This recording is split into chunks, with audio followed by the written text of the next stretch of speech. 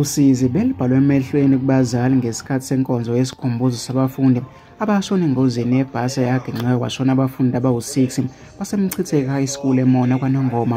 Le ngozi yashiya abafundi belimele kanzima babelibangise eThekwini kuyoqeqesha izifundo ze-tourism.